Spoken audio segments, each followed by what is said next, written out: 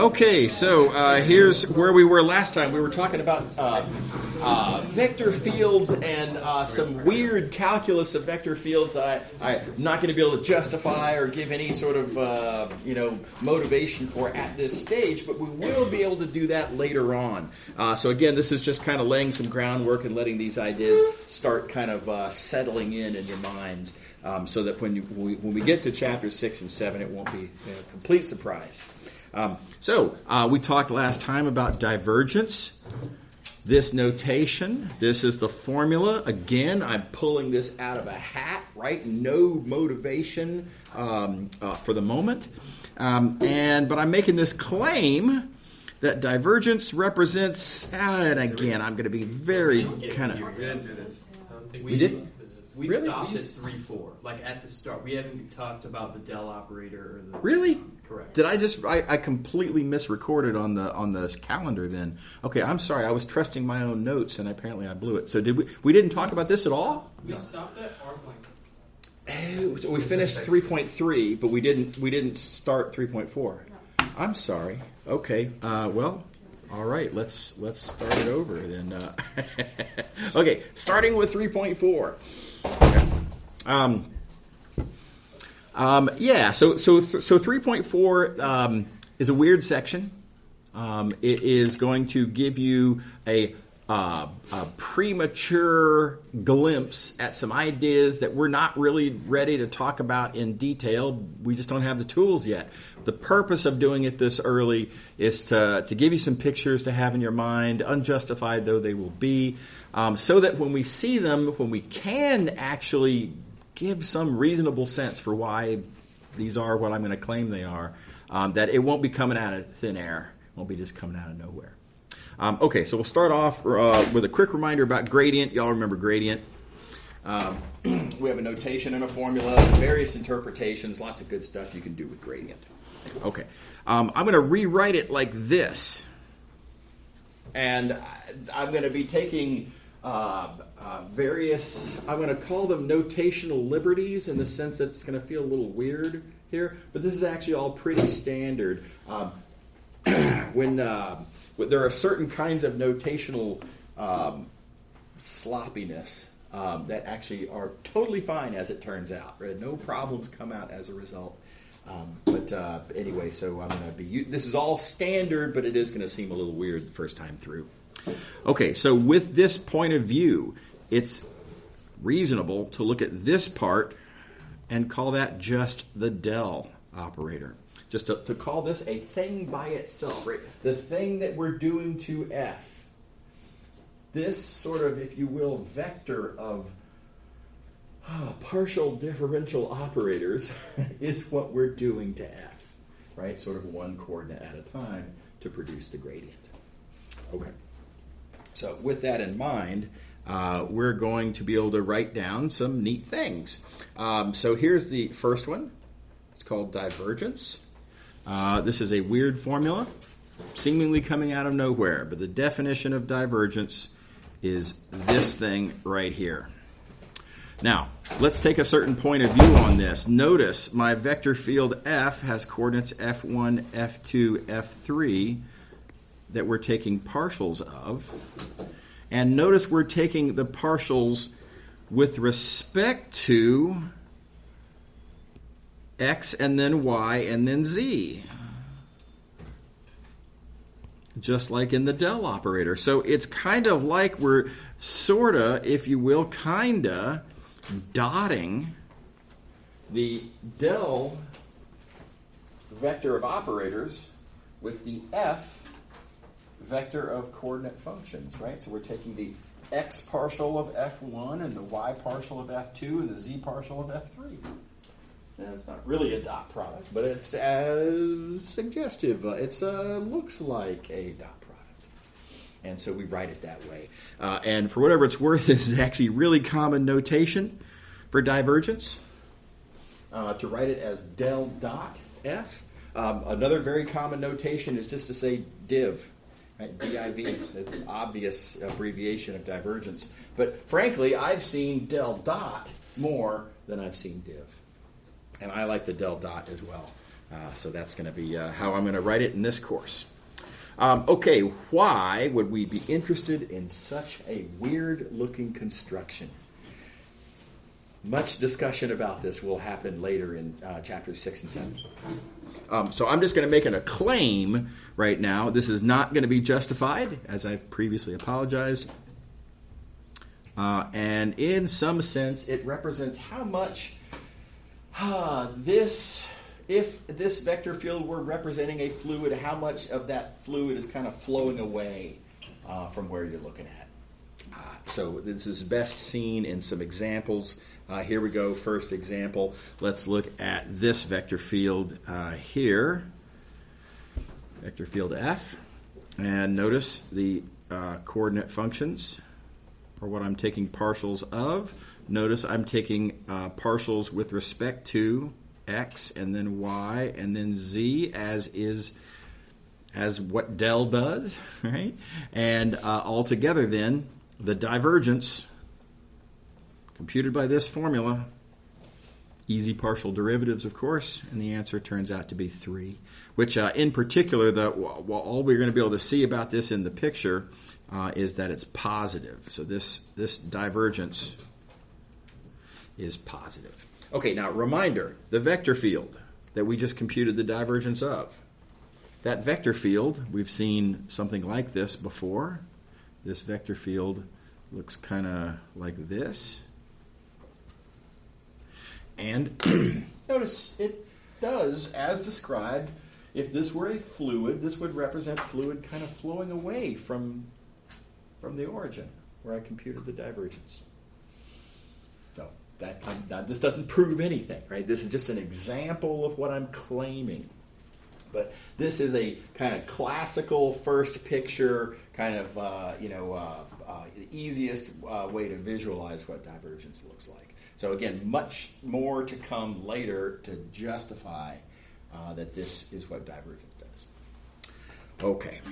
Now, real quick, let's talk about what does this mean physically, right? If I were to see a vector field that looks like this, and if I were to compute the divergence and see that the divergence is positive, what physical interpretation would I take of this? And I claim there's actually 2 perfectly reasonable and completely separate and kind of even inconsistent interpretations you could take. It could be that this is representing sort of an evacuation of whatever that fluid is. Let's say there was a whole bunch of the fluid here, and maybe it just started expanding outward away from where it had been sort of densely contained. Well, if you think about it, if there was a great density of fluid and then it starts expanding outward, that would give a picture that looks like this. And that would be the result of the fluid, by it flowing away, the amount of fluid that remains in the middle is decreasing. Right? So this could be a picture of density decreasing. Perfectly reasonable interpretation. Now, here's a completely independent, also perfectly reasonable interpretation. It could be that there is a fluid source there. And I have a favorite example of a fluid source, and that's a light bulb. We don't think of photons as being like a fluid, but they kind of are, right? Bunch of photons all flying somewhat consistently, right? If there were a light bulb there at the origin, we might end up with a vector field that looks kind of vaguely somewhat like that. And notice light bulbs create photons, right? They literally make them.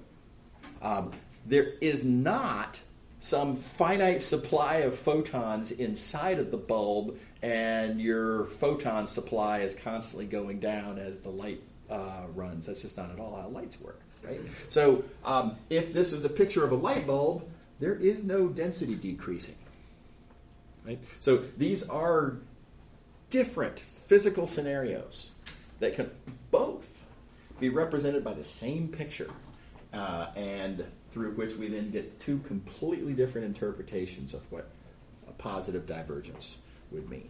So that's something to keep in mind. We'll talk more about that when we get into chapter 7. Another example, vector field. Picture what it looks like. Good exercise to think it through that you can produce this picture. That vector field formula gives this picture. And again, you can compute divergence. And it's computed by that formula, and you can punch it out, and you get 0. And this says that there's no sort of fluid, moving away from any particular area. And I claim that that tracks with this picture as well. Let's think about this little region right here. Is the fluid flowing outward away from that region? Well, not really. I mean, some of it is.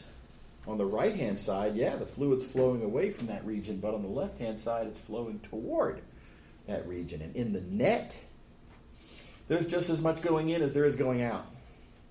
In some sense, you would kind of expect that ought to cancel. So this, again, tracks. This doesn't prove anything, right? But divergence being 0 is, I think, somewhat satisfying and believably consistent with this picture. Is that cool? Everybody all right? All right. Okay.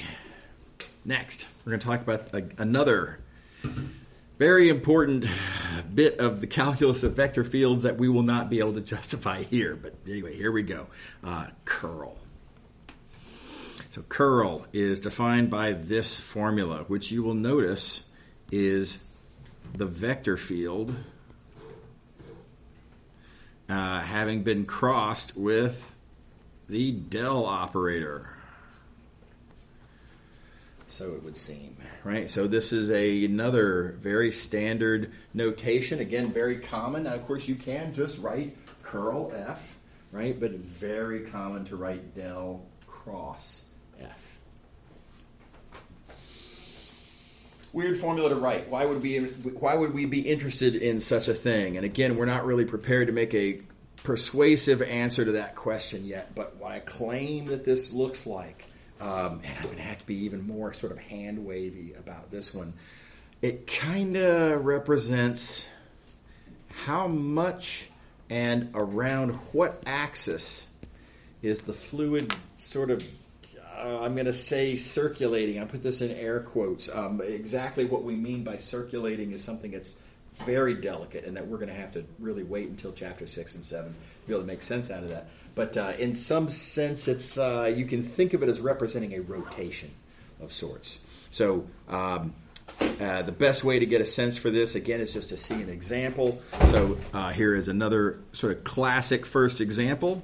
Let's look at this vector field here, which represents a fluid kind of rotating around like that. Again, a good exercise to think that through. Along those lines, notice that the negative y comma x, you may recognize this from an earlier example in the last section. We've actually seen something kind of like this before. So think it through, persuade yourself this is the picture. Okay, so with that said, let's compute the curl per the formula above. And we get this 0, 0, 2. And now that is making a statement about, in some sense, I got to be really, really vague about this. In some sense, how is this kind of fluid? What is the rotational nature of this fluid? And I think I could make a persuasive pitch looking at what that fluid looks like, that if you put your thumb in the direction of that claimed curl vector and look at what your fingers of your right hand are doing, your fingers of your right hand suggest exactly this rotation that the fluid is doing. Is that satisfying in some sense? Yeah. So it's in like the second row, it's the partial of what, or is it just like? Well, that's that. Again, this is an abusive notation. But let me just kind of walk you through how we would compute this determinant. So we're going to, as we do with determinants, go across the top row, right? So looking first at E1. E1 is going to get multiplied by what I'm going to call that little subdeterminant. And that subdeterminant is going to be the y partial of 0 minus the z partial of x. You see what I'm saying? Right? So, I mean, it's sloppy, right? but you know, once you kind of see it in action, I mean, what else would we mean by this? Does that make sense? Yeah. Right. Yeah, yes. Is there like always only one? Is it always like 0, 0 and a number? No. Sometimes the curl could be pointing at some sort of a weird angle. Yeah. So it's not. I'm picking nice, easy starter examples just to kind of make it easier to draw the pictures. Yeah. Yep. Okay, another common question students ask, and this is just going to be a really hard question for me to answer, but I want to take a crack at it anyway. So what does the magnitude mean? What's the difference between curl being, let's say, that versus curl being that? Right? And the idea is, keep in mind, the vector field represents the flow of a fluid, and if this fluid has a sort of a rotational aspect to it, well, we could talk about there being more rotation, right? It could be category 5, however they talk about hurricanes and tornadoes, whatever, right? Or it could be just kind of a gentle, tropical storm, just no big deal kind of a thing, right? The more of a tornado it is, the longer the curl vector will be. And again, I can't justify that right now, but that's what we're going to find later on. Okay. All right. Another example. I think this one's also pretty satisfying. You look at this vector field, easily persuaded that it's this picture. Again, make sure you can do that. Right. Compute the curl, and the curl ends up being 0. Which suggests there is nothing kind of even vaguely rotating about this fluid. And I think that's pretty satisfying. You look at the field lines here, for example, these field lines, or what do they call them, flow lines, they're all, I'm going to say straight lines, right? But we don't see any rotation there. So, also kind of tracks with our claim. Okay, now, that said, if I show you this example, I have to show you a related example to dispel a misunderstanding. And this is again, I can't give you the real story here just yet, but we will be able to later. The flow lines actually don't tell the story. There's no direct relationship between flow lines and curl. And so here's my case on that. Let's look at this vector field, which again has a picture that you can draw. Make sure you can do that. Notice this again has all straight flow lines, right? All of these flow lines are straight lines. Now some of them go one way, some of them go the other way, but they're all straight lines. Okay, fine. We compute the curl, kind of expecting the curl to be 0, but it isn't. The curl is downward. How could there be a curl if the flow lines are all straight? Now, again, rhetorical question, and again, the answer, because flow lines don't have anything to do with curl. Curl is about, again, there's kind of a rotational, there's a hidden rotation inside of this vector field. And the way I'm going to try to persuade you of this hidden rotation is imagine if there were an object sitting inside of this fluid right there, and what would happen to that object as a result of that's right, the fluid sort of flowing against it. The fluid is pushing one way on one side, but it's pushing the other way on the other side. And you may be tempted to say, well, then they're just opposites of each other, but how about this? It's pushing clockwise on that side, but it's pushing clockwise on this side. And so we should expect that this orange ball thing would be rotating. So again, hidden rotation. It's not about the flow lines. It's about, it's about something called the vector line integral that we'll make sense out of later, right? But for the moment, this is how we sort of square this sort of a rotation with this curl. Yes. Could you view the curl as a torque that's being caused by a force, which is the flow line? Kinda. Yeah, we'd have to, that would have to be, cleaned up and formalized. But yeah, there's something kind of along those lines, making certain assumptions about the nature of the fluid and stuff. Yep, totally. Yep. So again, all of this is going to get cleaned up and formalized, somewhat more formalized anyway, later on, chapter 6 and 7. But these are the kinds of pictures I want you to have in your head, and in particular, watch out for this little sneaky circulation that doesn't really immediately present itself. Okay. All right. Now, more highly premature discussions. We've talked about gradient. Gradient takes a function and produces a vector field. We have talked about curl just now. Curl takes a vector field and produces a vector field.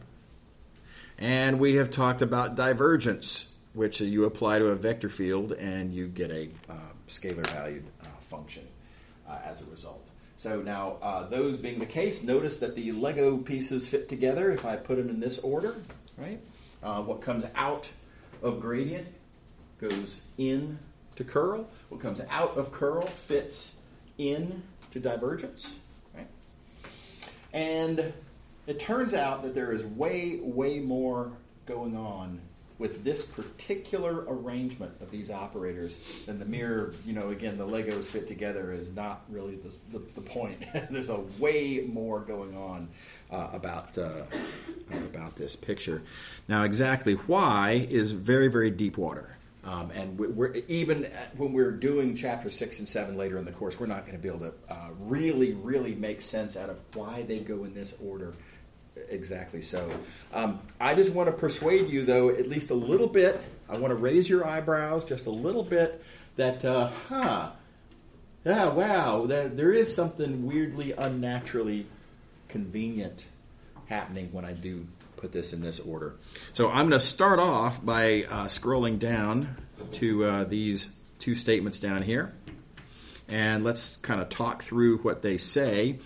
This first one says that if I have a function and that if I take the gradient of it and if I subsequently then take the curl of that gradient, then the result is 0. So that's sort of a diagrammatic representation of what this equation says. Now, y'all can check this equation. This is an easy little bit of algebra to check. You have an explicit formula for what gradient is. We have an explicit formula for how to take a curl of something. And you can just literally write down curl of the gradient and kind of crank it all out. And, in fact, everything cancels, and you get 0. Okay. This is going to be my first example of what I'm going to call a lifetime.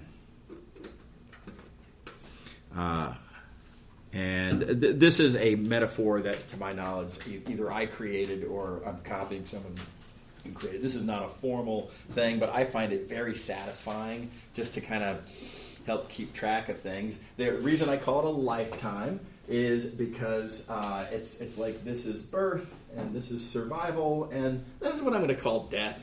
And 0, right? You know what I mean? It's kind of nothingness or something, right? And then furthermore, once you're 0, doesn't really matter how many derivatives you take. 0 remains 0. So again, it kind of tracks with the metaphor in some way.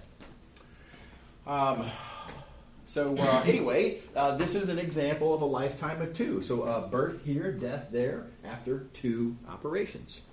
Okay. Let's see another one. Okay, let's see here. Suppose you have I guess I kind of need all of this. Here, let me do it like that. Okay, yeah, that fits better. Okay, suppose I have a vector field right here. And suppose I take the divergence of that vector field. And suppose that when I do that, I get 0. If this were the case, so we've got a vector field, we take the divergence, we get 0. Could this be a picture of this lifetime. And I say, no, this can't be a picture of this lifetime, because if it was born here and died there, it would have only had a lifetime of 1, and all lifetimes are 2. So this can't be the picture. So this right here can't be where it was born. That must be it having survived to there. That must mean that there must be, color choices. Okay, yeah, there must be something here whose curl gives you that vector field, so that when we take its divergence and it becomes 0, that this is the lifetime of 2. So lifetime of 2 again. And in fact, notice that's exactly what the end of this theorem says. If you have a vector field whose divergence is 0, then there must be some other vector field called G whose curl is your original vector field. Whoops. Is that cool?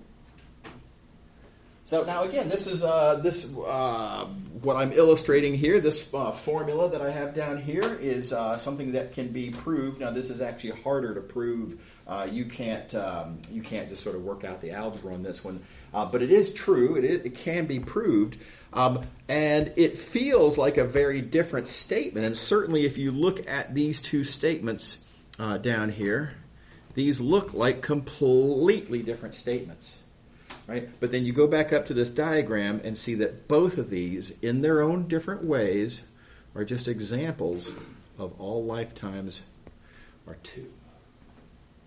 So that, I think, is an eyebrow raiser. That's weird. Like, exactly 2 all the time, no matter if you're talking about, one of these or one of these, it's always 2. So anyway, that's weird. That, like I say, should be an eyebrow raiser. That should make you think, there must be some natural connections between these operators. And we're going to see a bunch of those natural connections later on, again, when we get into chapters 6 and 7. Okay. Confession, there are some asterisks here. This only works if everything in sight is continuously differentiable and nice. We can't have any regularity problem. No singularities, no discontinuities. Nah. That changes everything in a even more complicated way that we're not going to get into in Math219. And even with the regularity concerns addressed, there is always the exception of constant functions. And that's this sad little story here where there's a constant and you take its gradient and you get 0, and that is a lifetime of 1, and that's it. It's the exception to this rule. Other than the constant, sad little story though, all lifetimes are 2. Okay. Is everybody all right?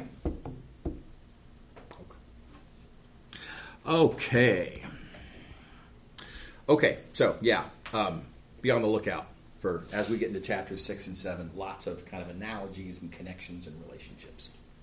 Okay, so we're moving on now to chapter 5. We are currently going to skip over chapter 4. Chapter 4 is going to be included in this course. It'll be the very, very, very last thing that we do. This is so that we can get to chapters 6 and 7 as quickly as possible. Chapters 6 and 7 are where things start to get really challenging. There's a lot going on with chapters 6 and 7, and we need as much time as possible for y'all to be able to digest those ideas. It's no good to learning about hard ideas and then have a final exam on those hard ideas 3 days later, right? That's no good, right? So as much as I can pull chapters 6 and 7 back to earlier in the course, the better. But of course, anything I pull back, something's got to take up that space at the end. Chapter 4 is really the only thing that I can do after chapter 6 and 7, because chapter 6 and 7 use as a prerequisite pretty much everything else. Okay. All right. Okay, so integrals. Y'all may recall partial derivatives, right? We started with partial derivatives in the chapter on derivatives. And I gave you a warning, though, don't hang your hat on partial derivatives. There's a much better, more powerful way to do derivatives, and that's the derivative matrix that we eventually got to. Okay. But we start with partial derivatives because it's relatively easy, it's relatively accessible, it's relatively familiar. It's nice, right? It's a nice little easy on-ramp. So we're going to find now with integrals, we're going to do basically the same thing. I'm going to start off my very first whack at multivariable integrals is going to be, it's going to be a relatively easy move that is familiar and relatable. And the book does it this way, and so, we really ought to also. But I emphasize, this is not the best way to think about multivariable integrals. So let's not, don't set this as the cornerstone of your point of view on integration. Okay, so quick flashback to single variable integrals. If you want to compute a volume inside of a rotated surface, so keep in mind if you have a curve, right, you can talk about rotating that curve around and that makes a surface, and you can talk about the volume inside of that surface. Okay. All right, how would we compute that volume? Well, y'all have already done this. For a given piece of volume, right? You take your total volume, you slice it, right? Like with an egg slicer. Any single one of those pieces of volume, you can talk about its cross-sectional area.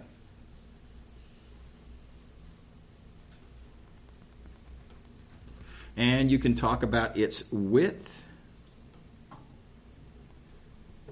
Right? And width times cross-sectional area gives you that volume that you then add up over the entire interval from A to B. Does that all look familiar? Everybody's happy with that? Okay, so we're going to steal some of this idea. In particular, we're going to take advantage of the fact that if you have a volume, you can slice up that volume into little slices of whatever sort, and that those slices are areas times thickness. Right? So that part of the details are going to be different, but that part of it's going to be what we're going to steal. Here's what we're going to apply it to. It's not a question about rotations. We're going to consider now, suppose that you have a graph, and suppose you want to find the volume specifically under that graph. Right? So not a rotation at all. But it's still a volume, and so again, it still remains, if I want to compute a volume, shouldn't I be able to kind of slice it up? Like take this loaf of bread and slice it into little slices of bread, and this little slice here, right? That little slice shouldn't, lumpy. This little slice of bread here, shouldn't I be able to just take the cross-sectional area and multiply by a thickness, right? There's going to be some little thickness here on the y-axis that I feel like we ought to call dy, because this is in the y direction. So cool, cross-sectional area times thickness. And then, of course, the obvious problem that you may have noticed, this cross-sectional area is not a disk. The whole reason we could do this up here is because that cross-sectional area was a disk that we already knew a formula for the area of. Right? Garden variety, high school geometry formula. And this here is not a disk, and it's not a square, and it's not a rectangle, it's not a triangle, and it's just not a shape that we have pat, locked down formula for. So tempting to throw in the towel. Everybody see the sort of seeming dead end we've hit here? The cool observation is that even though this isn't a high school geometry formula, it is actually something that we know. This area here, let's see here, I'm going to Ooh, okay, I'm going to switch to yellow for this. Ooh, that doesn't really show up that well. Now let me do green. Good enough. So that area right there, area under a curve. I mean, literally area under a curve, because in fact, there's the curve, right? It's that cross section of our original graph.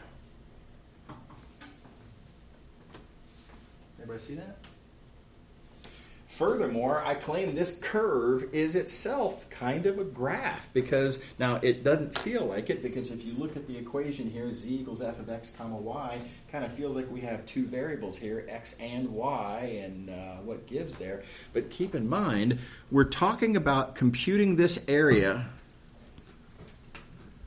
at a particular value of y, right? We're looking at a particular slice. If you want to talk about the area of a slice, you've got to tell me which slice, and you've got to pick and stick with a single constant value of y. So because we've had to choose a y to even talk about the area, that means that y is a constant. That means that this y here is not a variable anymore. Now that's a constant.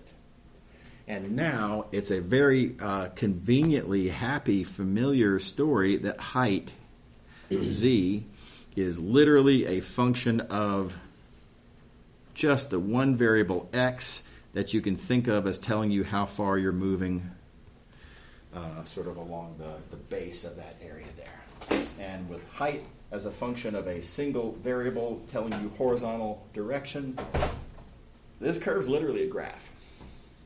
And that area is literally then an integral. You buy it? Everybody good? Yeah, okay, cool. So we're actually basically done at this point. We just kind of have to kind of bring it all together. We've computed that area. Area is that integral there. And let's see here. We were going to multiply that times thickness. Again, our thickness is going to be a little piece of the y-axis here. So I'm going to say dy is our thickness. And that means that our actual little piece of volume, so these pieces of volume here,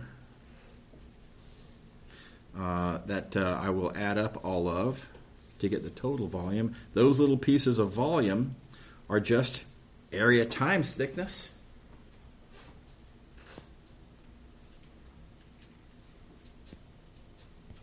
Right, that's just everything I've got circled in yellow is just area times thickness.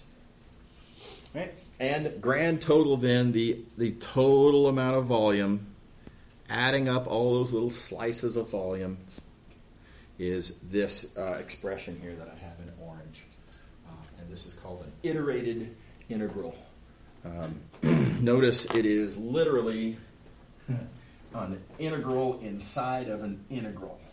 And that's the term iterated integral, which I've never really been happy with. Frankly, I always feel like the term iterated should mean that you're repeating the exact same thing more than once, right? These are not the exact same thing. One of them is a dx integral. One of them is a dy integral. They're really not the same, right? I've pushed for and hoped it would catch on, and now sort of acknowledge that I've failed in this attempt. I've hoped to change this to nested integral. I think that makes more sense. But I think I'm just, after 20 years of it not catching on, I'm just kind of giving up. So anyway, iterated integral is the term. And computes the volume for us. I've got a huge mess I'm going to get rid of here now. But this iterated integral computes volume. You buy it? Okay. So let's see here, moving along. A couple of little things to worry about, little details. When we have an iterated integral, it's tempting to refer to the two separate integrals as one of them being the first and one of them being the second, right? You got two of them, one's first, one's second. Here's the problem. When you're writing the integrals out, the dy integral was the first one we wrote down. Right? That represented the big picture story of slicing up a loaf of bread into a bunch of slices of bread. Right? And then, but when we evaluate,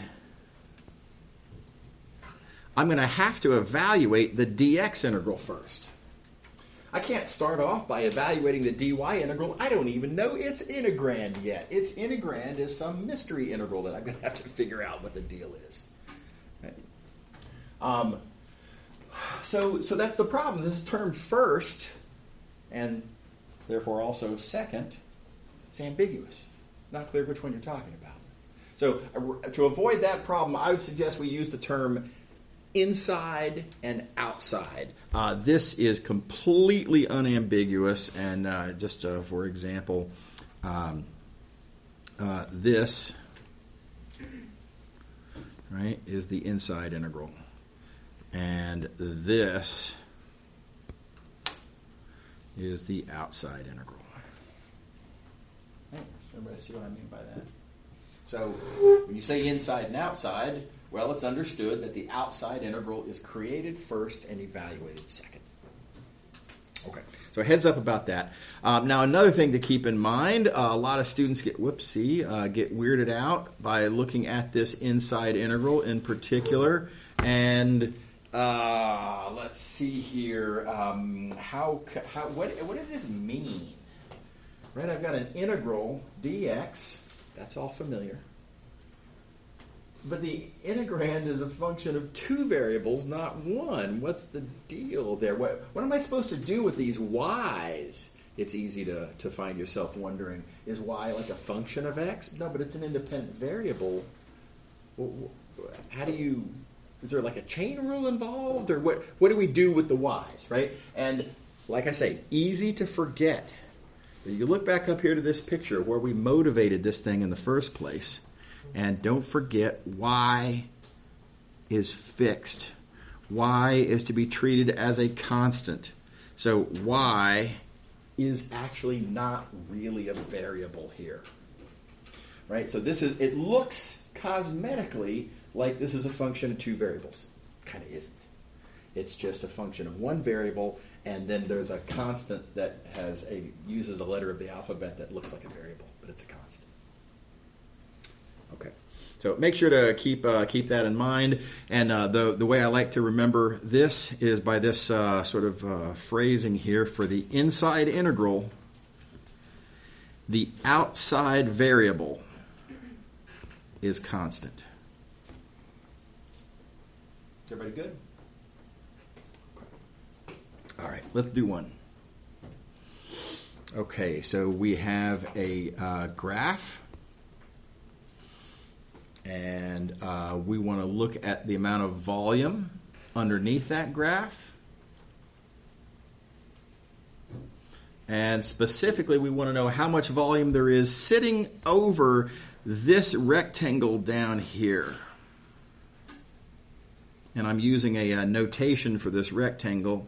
That notation is very convenient, by the way. This represents the rectangle by the first part telling you what the range of values of x is, and the second part telling you what the range of values of y is. And notice if you kind of know what you might call the x shadow, right, and the y shadow, that characterizes the rectangle.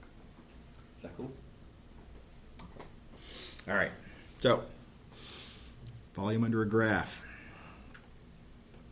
We don't have to do any slicing and dicing. We already did that. We've already worked it out. The volume is the iterated integral. Sweet. Let's just steal that result. Here it is. Volume, iterated integral. Right. The function whose graph we're looking at is my integrand. Notice as well the range of values for x in the domain. Give me my x bounds. Oh, is there something going on? Y'all must have better notifications set up than I do. So anything we need to worry about? Is there? No? It's all good? Okay. So the range of values of x for our rectangle tells me my x bounds in my x integral. And then likewise, the range of values for y on the rectangle gives me my y bounds. Yeah? Okay. All right. Now, on to computation. There's it's pretty much a matter of just doing single variable calculus. You just have to keep in mind what variables are playing what roles at what stage in the calculation, and make sure to follow the rules. So, starting with the inside integral, where x is my variable, easy anti-partial of x squared is 1/3 x cubed, nothing to it, old familiar formulas, hope everybody remembers that. Here's the first landmine though. It's tempting, you look at this y squared and it's tempting to think, shouldn't that be like 1/3 y cubed? Right, because that's how the symbolic manipulation kind of, is supposed to go or something. But not at all. Because you got to remember, the outside variable is to be treated as a constant. That means y squared is a constant. And that means the antiderivative of a constant is just x times that constant. Because x is our variable. Is that cool? So, part of your job, right, in cranking these out is to remember the outside variable is to be treated as a constant for the inside integral. All right, next little landmine is with the plugging in of the numbers. Now, of course, these numbers are what we plug in, right? And a lot of students work a little bit too fast and loose with this and take this 1 and start plugging it in. And then, a little too quickly, want to plug it into there as well, right? Want to take this 1 and plug it in for the y. That doesn't make any sense. Y is a constant. Y is not ranging between 0 and 1. Y is just it's like a k. Just treat it like a k, right? It's just a constant that just sits there.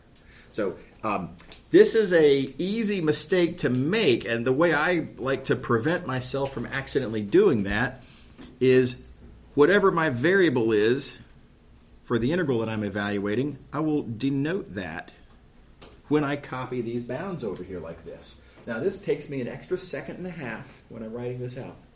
But that has prevented me, I don't even know how many times, from accidentally plugging in what I should be plugging in for x, inadvertently, absent-mindedly plugging it in for y. Does everybody see the move there? This little mathematical life hack, right? This will spare you some oopses that'll get you into trouble. Okay. All right. Okay, so let's see this. Oh, wait a second. Okay, so x equals 1 gives me that. X equals 0 gives me that. And you do the subtraction, fundamental theorem, and all that, and we end up now with this. For our outside integral, it's a function of y, integral dy. The x's are gone. This is straight up single variable calculus, nothing to it. Everybody happy? All right. Okay, so yeah.